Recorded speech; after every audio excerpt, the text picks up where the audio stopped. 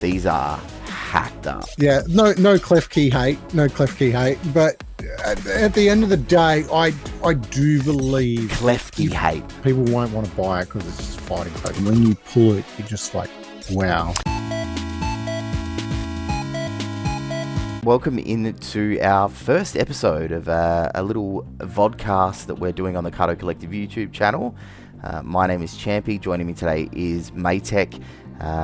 For those of you who don't know us, we are both Pokemon collectors. Myself, I got back into it about 2 years ago after a pretty bad experience having my base set stolen. So it was that long between when I didn't collect and when I started again at Chilling Rain and Evolving Skies time during the pandemic. Because of a sports injury, I was stuck on the couch and found live breaks, and the rest is history. How about you, Maytech? Yeah, so I've been probably in the hobby on and off, I'd say since about 2013-ish. I've been collecting crap since, I won't call it crap. I've been collecting collectibles since I was probably 6 years old. I honestly, I have not looked into it too much. I've been quite sort of holding off to see what's actually released because I sort of want to see some of the stuff for myself when I open it and more just enjoy the moment of opening it. And I think that's the biggest thing that I'm seeing with a lot of stuff these days. Everyone's super keen to like release stuff and like everyone wants to be the first. The first person, and I've got to hold this over somebody else. And I was just like, this time I was just like, no, I don't want to look into it. I haven't looked in through the Japanese stuff. I've seen some leaks online with people with English. I've seen some of the Japanese stuff, of course, but I sort of just held away from it because I'm still on the Crown Zenith high. I don't know if you're still down that path as well. I love Crown Zenith, yeah. It's like Crown Zenith to me feels like the song of Pokemon. Like that is everything that you would like in a set. They sort of ticked a lot of boxes with that this time, and it's usually what they do with a lot of the what I call holiday / celebration sets of the series, because it's the same with like Shining Legends was one for like the XY block. Oh no, not the XY block, the GX block and stuff like that. So it's like, there's those really cool things, and like these gold cards are actually good gold cards. They're not they don't take the piss. I find it is like you can go, oh yeah, it's really cool what they did with what's the Japanese one called again, VMAX Climax, where they were like, oh yeah, they were gold cards and black and gold cards, and they were cool. They were interesting for sure. They're definitely a different take. Yeah, I feel like they're a throwback to the original they're a reimagining of the original Xerneas and who was it? Zekrom and Reshiram. Yes. Yeah. Like they were throwback to those the black and white ones. Yeah. Yep. I once again, it sort of tickled my fancy on them, but they're not like these ones where you actually have something. Yeah, and I'm sitting here looking at this like full screen at the moment, so I'm looking at every tiny little detail, and it looks like somebody's done like a brush painting effectively of these. The level of detail in them is it's mind-blowing that they could get this all on a card. So I mean, when you actually think about the level of effort that's gone into these particular cards from Crown Zenith, it's pretty astounding. Like, oh, definitely, they're like high-end art pieces. Like, I remember still sitting in the car when I pulled that card, and I was like, I've done it. I've been having a day, and I pulled something, and it wasn't because I was going out there ripping as much stuff as I could. It's just that I wanted, and this is the thing that I throw back to Pokemon as well, is you shouldn't be opening it because you want to make money off it. You should be opening it because as a treat to yourself. Like I was having a day up until this, and my day might not have changed if I had pulled this, but it did change it, and it changed the whole feeling of the day after that. Yeah, it'll brighten your day for sure if you pull something like this, as opposed to pulling a big card from a lower end set that doesn't have anything crazy in it. Yeah, definitely. And I think with Crown Zenith, they really, because obviously like what Sword and Shield as an era did for Pokemon is basically like reinvigorate everything to do with the TCG, because it was really struggling for a long time to capture like the mainstream audience. And every single time you spoke to somebody, especially when when I say we, I mean myself and the rest of the Cardo boys, because I know that you'd been collecting pretty steadily.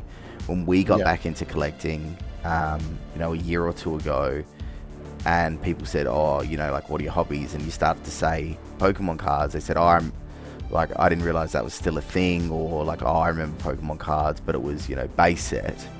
Yeah. And basically everything after that was like, became more and more niche. And then obviously that COVID explosion changed things significantly. And now definitely. We're in this place where Sword and Shield has done wonders with the advent of like modern alt arts, and they didn't have to, but they've done a nice thing where they've said goodbye to Sword and Shield. It's the final song, which is a big thing. And like I as soon as Pokemon Go came out, that's when I started to get back into it again. I'd been on and off, I think, since like 2013, I think I started grabbing some little bits and pieces. Like I'd walk into good games at the time, and I still remember pulling blisters for black and white legendary treasures off the wall, and that's where I pulled one of my gold cards, and I was like,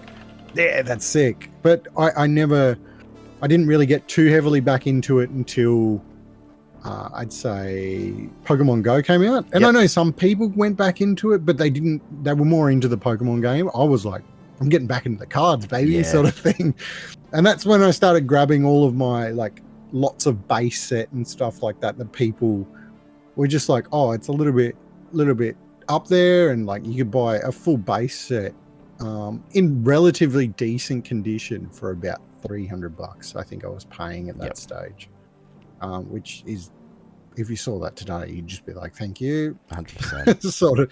sort of feeling. I think there's a lot to be said for people who go through the effort of holding cards, and I think that's where the money is to be made if you are looking to have some success as an investor in the TCG financially, because a lot of the people who did come in with COVID, it brought the good, but it also brought people who saw people selling off collections they'd held for 20 years and went, oh, there's money in Pokemon, and then started pulling cards and going, well, where's my $10,000? But obviously that's not how it works. And I think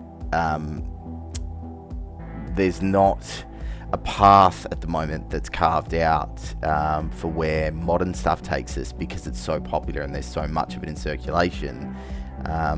But that, I think, is going to be one of the more interesting parts of where the hobby heads, because we're in this place where, I've got a card up on at the moment, this Raikou, which I think is like one of the prettiest cards I've ever produced, and it's my personal favorite from Crown Zenith. And you can buy this card for $25 Australian. I think it's $19 on eBay US, on PokeLector, which, you look at a card like this and think, when I'd first come in, if someone said, oh, this is going to drop in 2 years, I would have said, oh, wow, like that'll be an expensive card. And it's one of the lower end Galarian gallery kind of alt art crew that they've dropped. Some of these cards you can get for $10. This one's $8 on TCG Player US, and that's a VMAX alt, which so is the Moonbrew. Even the Mewtwo's down a little bit, isn't it? On the 65, 66 on TCG Player. So yeah, they're not expensive cards. And again, if we'd said 12 months ago, like, there's going to be a Mewtwo Alt Art, it's going to have him battling Charizard. There's going to be a flip side card where Charizard's battling him in the same battle. And, you know, you'll be able to pick them up for about $100 for the two of them. Yeah. Well, that's very Dragon Ball Z vibes, those cards. Like, that sort of, like, that tickles my little fancy when you have that little bit of a crossover. Well, I wouldn't call it a crossover, but a very similar sort of styling. And they've done a lot of that recently, and they're doing more of it going to Sword and Shield. And on the eve of Sword and Shield, because not Sword and Shield, sorry, Scarlet and Violet, which comes out on Friday, they've made a significant number of changes to the game, the packs, the pricing. Yep. There's a lot that has changed, and I know that you've been, hiding from Scarlet and Violet. Yeah, I'm going to show you a little bit of stuff, but it's going to be more contextual. So I've got a few things that, let me see if I can bring them up here. I've been noticing a very interesting trend in what I've been looking at on, because probably with this set more than any other, I've seen more pre-release and more shouldn't have been released, but somehow got released. Packs. Pre-release. Yeah, popping up. So there's heaps of stuff on eBay at the moment. It looks like a major retailer has done the dirty, and a lot of stuff now is out on the market. And I picked up a card from somebody the other day, which was a pre-release card because he's a player. I picked up an old art, which actually I got in good condition. But there's a lot of stuff coming out that looks like it's in poor condition. And somebody I know opened some boxes recently, and I want to show you the condition of what he pulled out of them.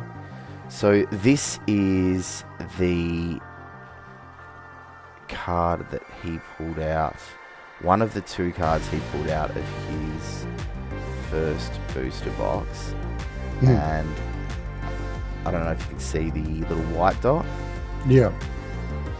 So that is the first card he sent me. Bear in mind, this is I want to say it's a full art.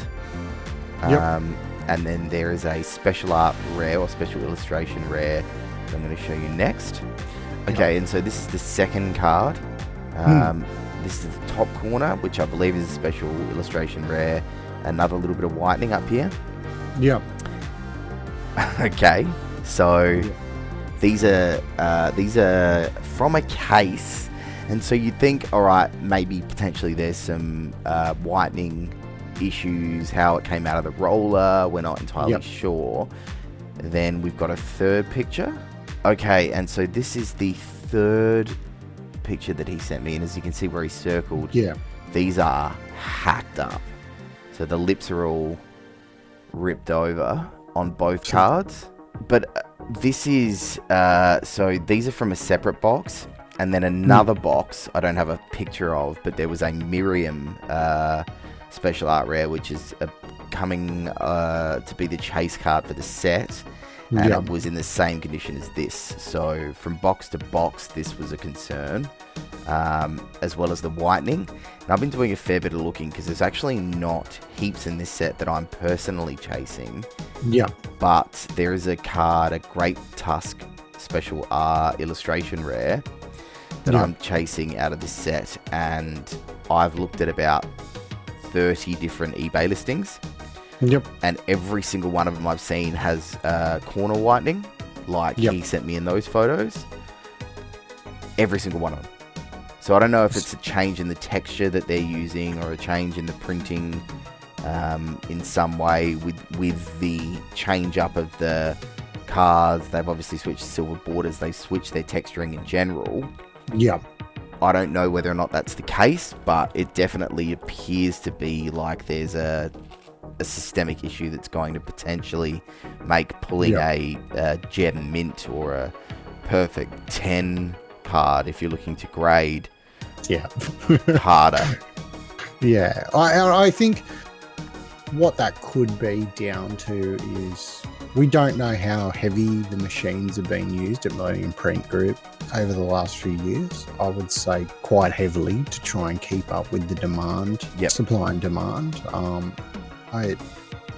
I know from experience, since like the XY block and everything else like that, they've always been a little bit off with their centering and everything else like that. Occasionally you'll come across a few sort of things, but it seems since they've had to go into like overdrive with their machines and everything else like that, their tolerances have just sort of gone out the window, where they're more like, that'll do sort of thing.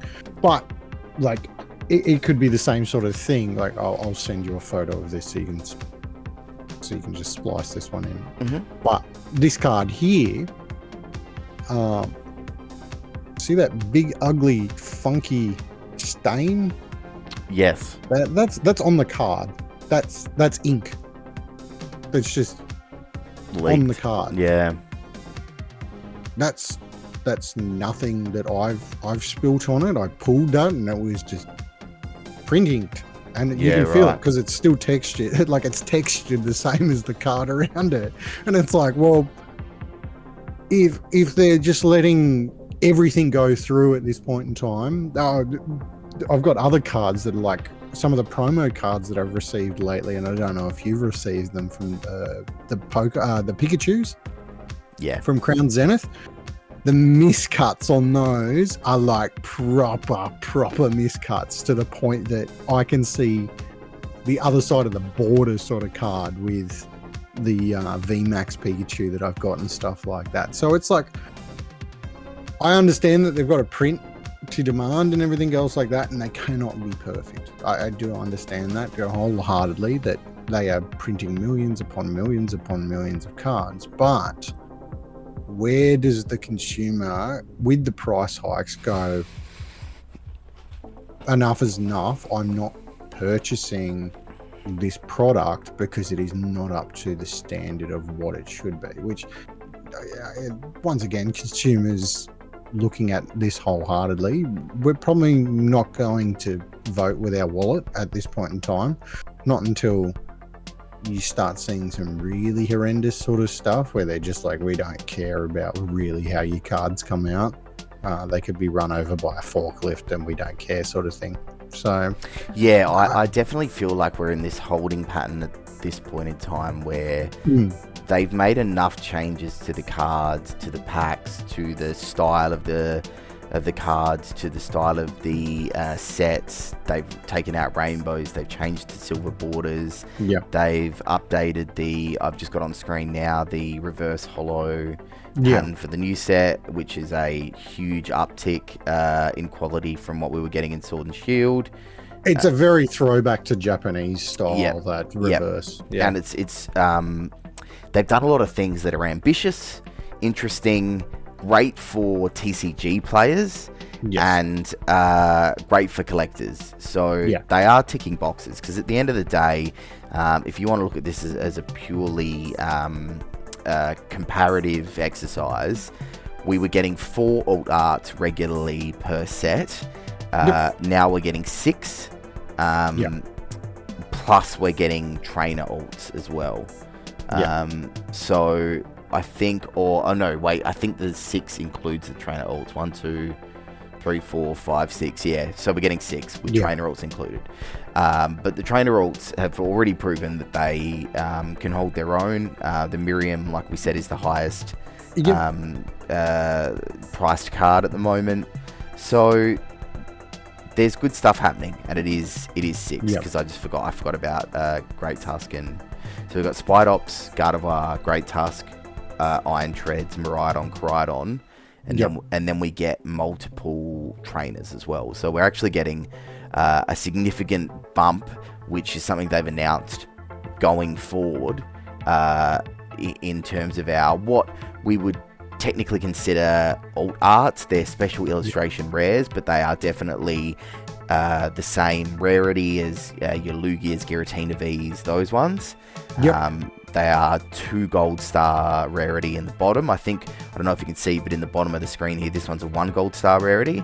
1 star rarity. Then there's a single gold star, I believe, double gold star, and then triple gold is gold cards. So they still hold the same rarity, and then obviously your step down will be what you were previously pulling for your alts.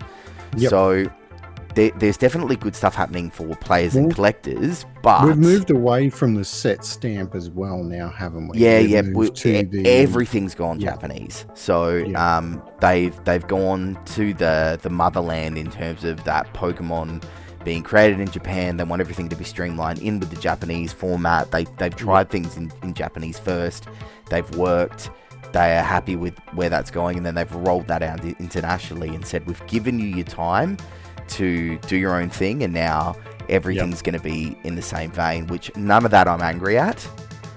My big concerns are, if you start charging people more, it doesn't matter if you put some more holographic cards in, regular holographic cards in, doesn't matter if there's more hits per pack. What matters is that what we're opening from these packs is the quality that you would expect. I can't speak for all collectors, and I can't speak for all players, but nothing sinks my heart more. I'd rather pull nothing than pull a huge hit card that I've been chasing and have that card be horrendously printed, damaged, out of the pack, whatever it might be. And if it looks like it's going down the road that it's going down now, which is the trend of more damaged cards rather than less, that's something ship out that what we've got. They need to. I don't. And again, I can't speak for everyone, but I think that based on the ambition of the moves that they've made going into Scarlet and Violet, for sure they get a grace period. If you really want to chase a card in a set, if you're really looking for that Miraidon ult, or you want the Miriam, then you might have to fork out a little bit extra to buy the card yourself, because pulling it might be a little bit risky now, considering. But down the line, I would like to see a really concerted effort from Pokemon to go, we're charging more. What we need to do is provide the product quality that reflects that. Well, and I think that also comes down to, could be first print sort of problems. Like they're not, they haven't dialed it in. You might see batches probably mid-year later this year that come out of these Scarlet and Violet block, or the base set, that will actually be of better quality. They won't have all of these nicks and tears and stuff like that. But that's the risk that you run with anything, I suppose. Do you want to have a look at one of the cards in the set? Because I've got one of the bigger cards in my hand, so I can show it to you on screen so you can have a look. All right, just give me 2 secs. All right, so I've just brought my camera up. I'm going to show you this card. Cutting across. Oh, yes, let's go. So this is the special illustration rare of Miraidon. And it's that like 80s, almost like Miami Vice vibe color scheme.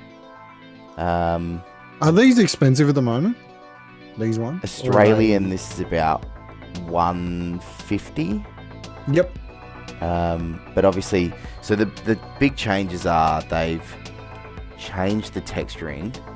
How's the card itself? Like, are they a little bit thicker sort of material that they're using? It feels as well? the same. Definitely doesn't feel different. Japanese the same, or English the same? English the same. But as I get my hands on more of them and start breaking them, I'll definitely be able to tell the difference. What do we know any sort of pull rate statistics on any of this sort of stuff yet? So this is the interesting part. Obviously, we're talking really, really low sample sizes. But less than 1,000 units, sort of thing. I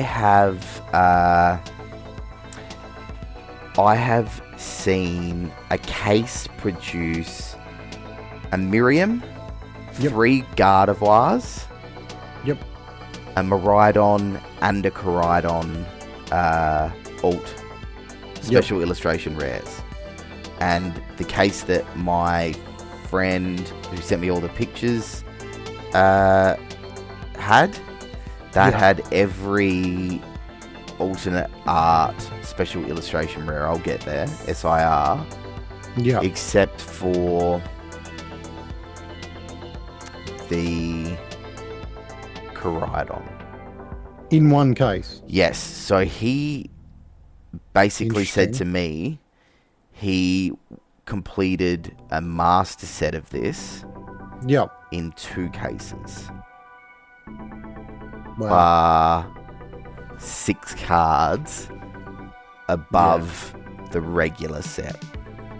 So he was missing 2 art rares, regulars, just like your trainer gallery low end stuff, and he was missing 2 of the full art trainers or something along those lines. It was very minimal what he needed, and based on what he had doubles of, I think he probably could have traded for it with ease. Yep. And that is a huge departure from Sword and Shield in terms of the difficulty of pull rates. Yeah. And like I said, this is 2 people, 2 cases, 3 cases in total. Yeah. But from the looks of things, the cards that you would have historically really struggled to pull, like your Giratina V alt arts, your Lugia V alt arts, even your Umbreon V, your Walbreon, or your bigger hit cards. Yeah. It feels like those pull rates on the initial impression. I'm a very, very, very, very big believer in dropping set size. I would rather see smaller, more compact sets that have a story to tell inside the set. Very much like how Magic do their sets and stuff like that, because the way that Magic do theirs is they do their blocks and they have like a whole storytelling sort of thing, which is really cool in that regards, because there's a story to go along with it, and it ticks a lot of boxes for those people. I'm not going to get into the whole Magic thing because that's a big rabbit hole that you can go down, and you can be like Wizards of the Coast doing all sorts of stupid at the moment, but we won't go there. But I feel Pokemon need to have a little bit of not the base set of the base set of the block. So the base sets Scarlet and Violet can tell whatever story they want. They can have whatever Pokemons that they have together. But I liked it how we go back to say Roaring Skies, for example, was flying Pokemon, dragon Pokemon, that sort of feel to it. And then you had Furious Fists, which was a lot of more fighting Pokemon. And like, yes, there was other stuff ticked in there and stuff like that. But it's like, I think Phantom Hollows as well, that was more ghosty sort Phantom of. Forces, yeah. Yeah, it was more. Oh, Phantom Hollows is the Japanese one, isn't it? Phantom Gate is the Japanese one. Yeah. It was more the ghosty sort of feel to it. Yeah. And I'm not saying that they have to go down that sort of a path, but like that feels like people go, oh, I'm really interested in buying and chasing my fighting Pokemon, which is cool, and there's a story behind that sort of stuff, which understandable. I can see their other point to it of people won't want to buy it because it's just fighting Pokemon. Yeah. I can go, it's not your thing. Yeah, then it's not your thing. But I still feel that you can make a little bit of a storytelling with the blocks. Yeah, and do it. Look, I think because I'm in the same boat. I think whether or not it's all fighting or ghost or dragon or whatever it is themed, I think Fusion Strike's like a really great example of a set that has like a ton of promise. It has some really interesting alt arts. It's actually a really great set on the back end, but it's 264 cards, and it's just. I have a master set of it. Yeah. So I've looked at that master set multiple times and just thought, how on earth does this fit in with anything thematically, apart from the fact that they introduced a new fighting style in Fusion Strike for the game. Yeah. And then just tacked it on every card. There doesn't seem to be anything holding it together. There's a ton of reprints through the front end of the set. There's just stuff that simply doesn't need to be there.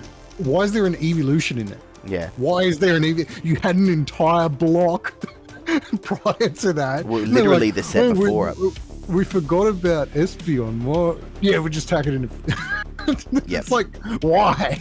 Why would you do that? Agreed. Like, Agreed. you make zero sense with that besides going, oh, but they're a psychic type. And it's like, well, yes, but like you had all of like Umbreon and everybody else, but you had Espeon by itself in the wrong set. Yeah. Was it like, even oh, then, we forgot about it? Fusion Strike wise, I think Sandaconda ult is in that set. Yeah.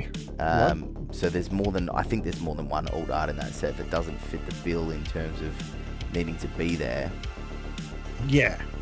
Well, this is where I would say, what would your thoughts be if, because the region that we're in at this point in time is actually a large region. Mm-hmm. If they sort of based it more off the areas, so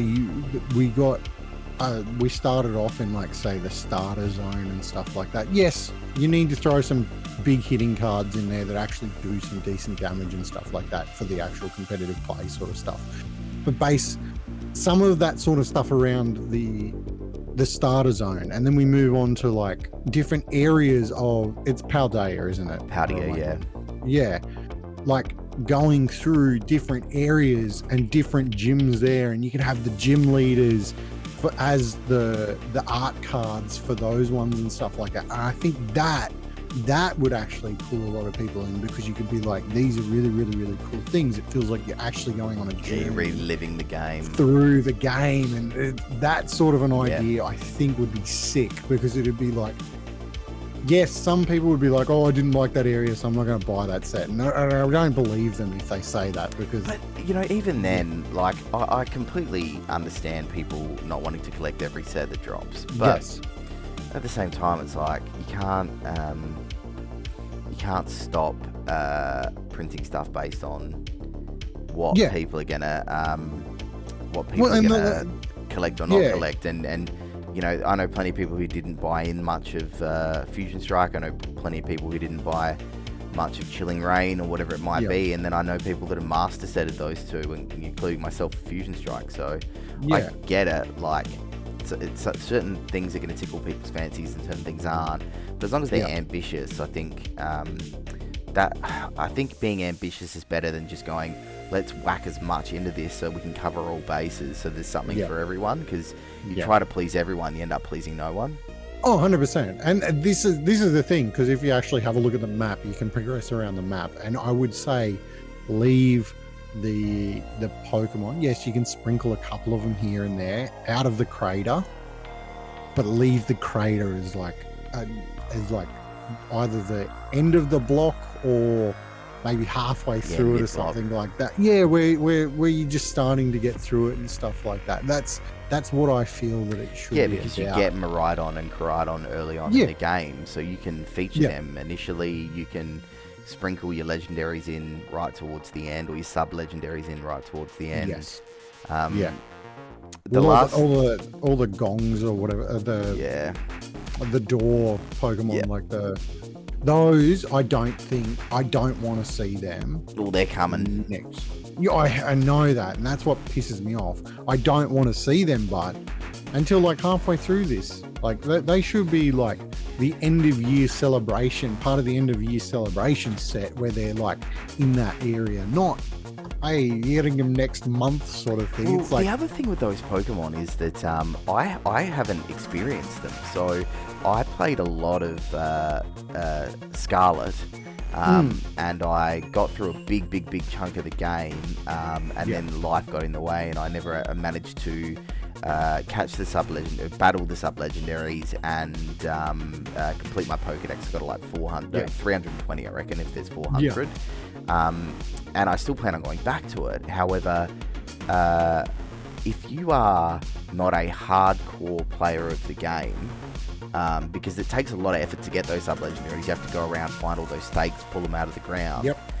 You would have no idea who the Pokemon coming up are, and it's not like they've had a chance to feature them in the anime yet, because they haven't switched over to Scarlet and Violet, so there's no context for what's coming in the next set, and I don't understand why the rush to get them out exists apart from they're just following tradition where they drop the 2 main legendaries in the first set, then they drop the sub-legendaries in the next set, or the next 2 sets, depending on how many they want to include in the gen.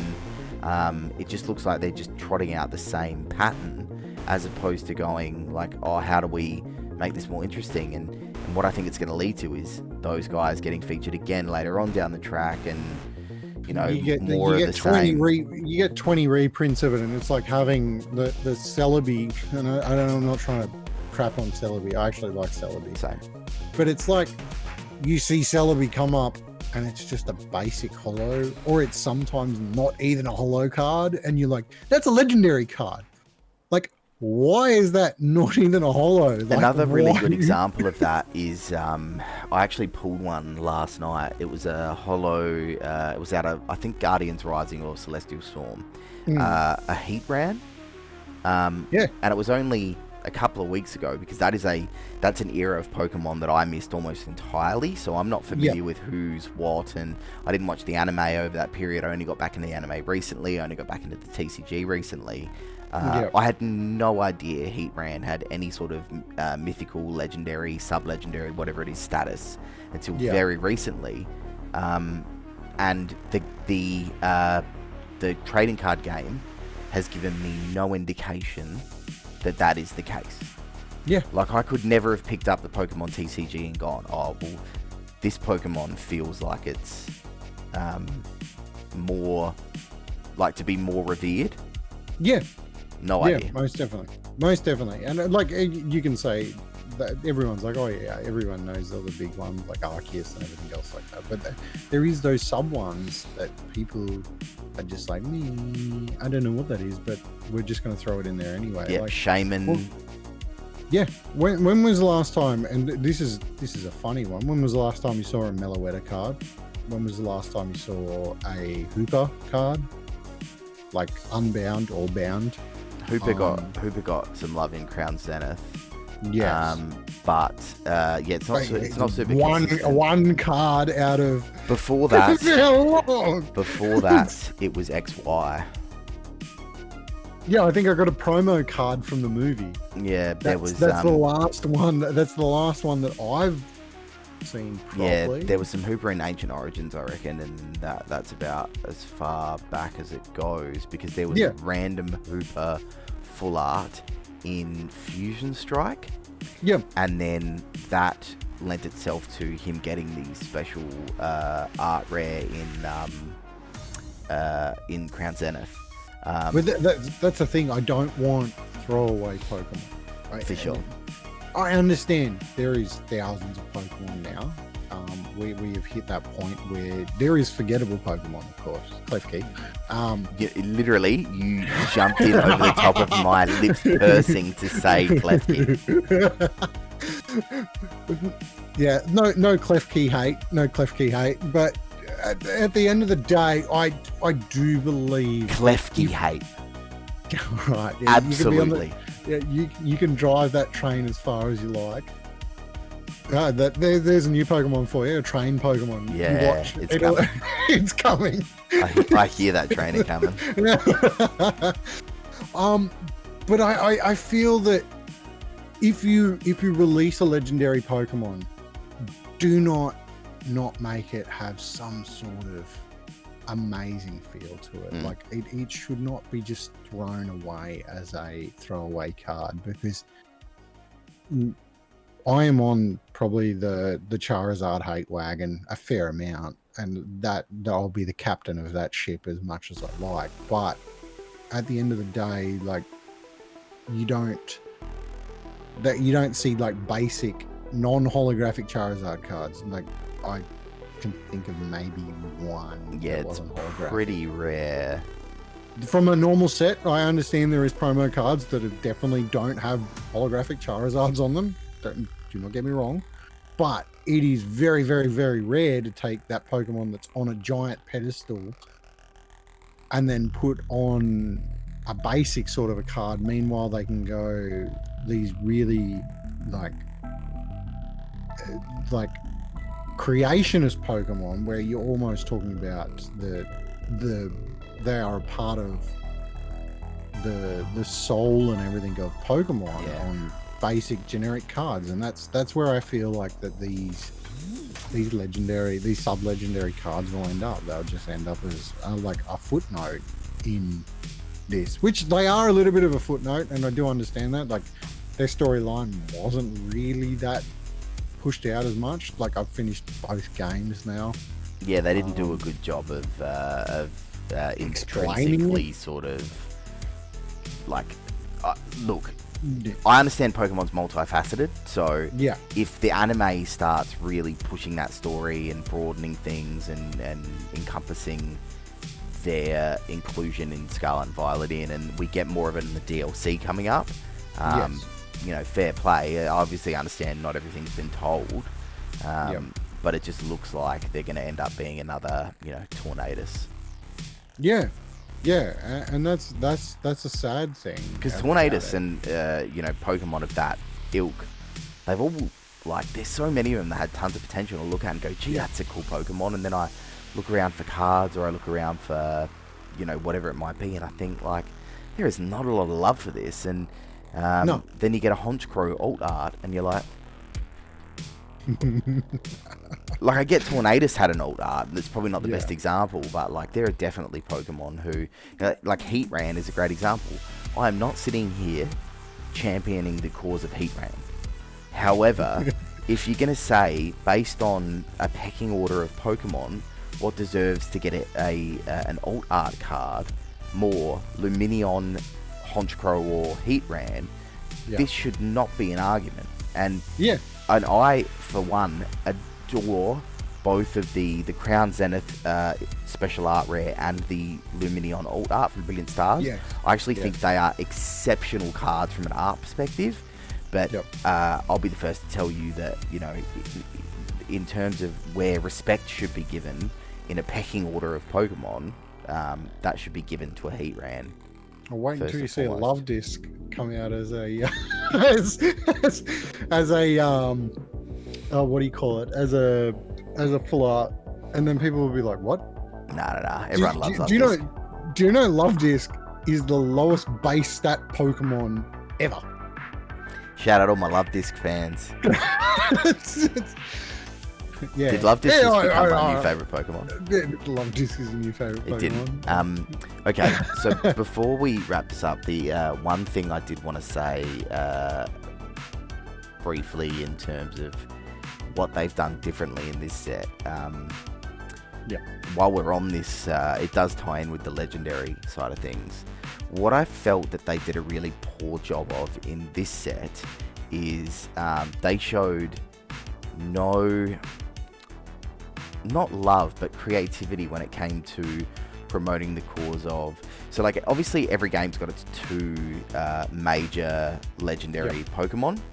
And in this instance, with your Miraidon and Koraidon, they've actually done a really good job of, you know, what people, I think, overall consider to be some pretty flawed Pokemon from a design aesthetic.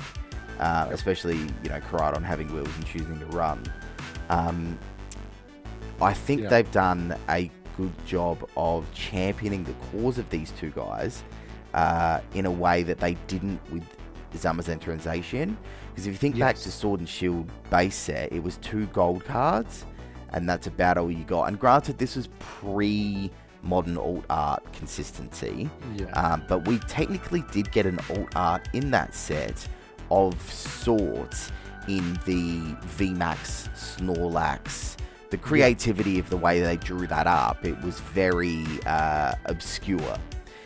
So they gave the love to a original 150 Pokemon in that set, and they just gave you the Gold Zacian, Gold Zamazenta, and those cards you can pick up off eBay now for $5 at most.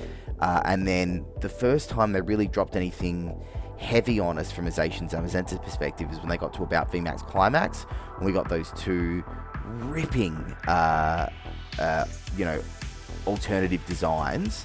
The one where Hop's taking the sword from Zacian, and there's the Zamazenta, I think, where Hop's with it as well. And then in Crown Zenith, we got the the 2 special art rares, which were both quite nice cards as well. The Leaf Zamazenta and the Zacian kind of pencil drawing looking one. Yep.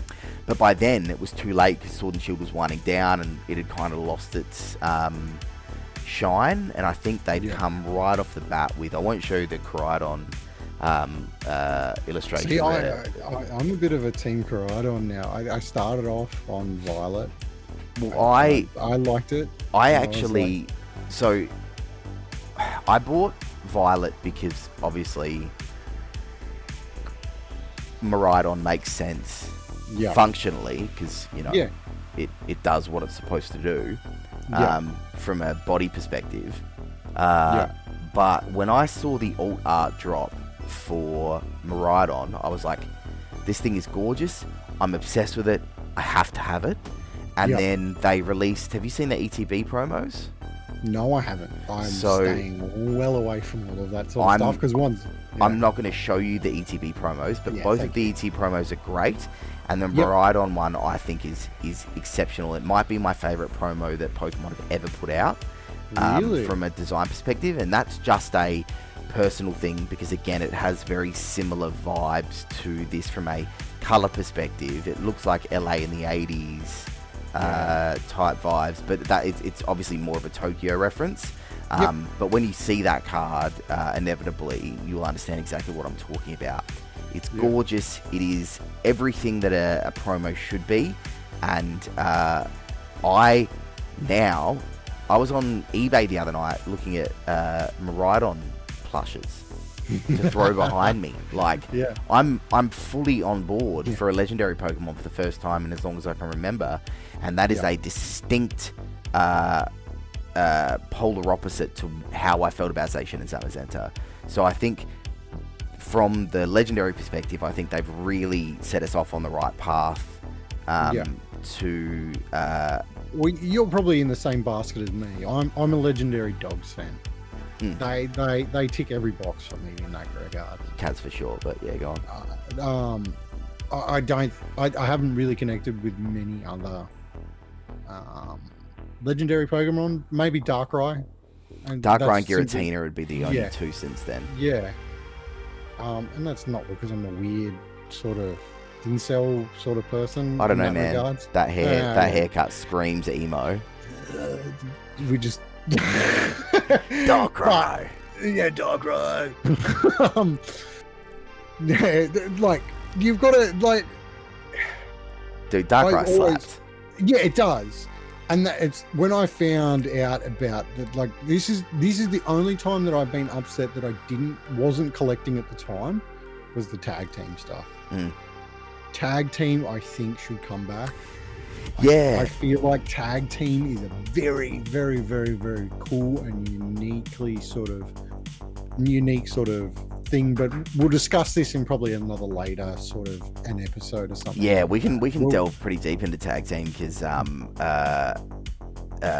we will put a pin in it. But that from the feedback I have from the small amount of people I know who were collecting at the time, tag team got old very quick.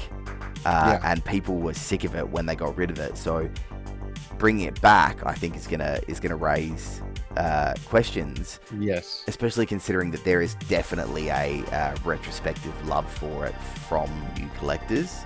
Yes. But on that note, probably call it quits for this. This is our first episode. I feel like it's run pretty smoothly, and we'll try and knock these out. Weekly, bi-weekly, whatever it might be. We'll find a nice little schedule that works for us and try and tackle. I think for our next discussion, we'll have a little bit more understanding of where Scarlet and Violet's at and how things have played out. So it'll be good for us. Yep, and we're also interested in any sort of comments or 100%. If anyone wants to drop anything, ask us anything, get us discussing points and contributing, please feel free to comment below. If you like this video, like and subscribe. We appreciate anyone interacting with us whatsoever, so thank you guys for your time.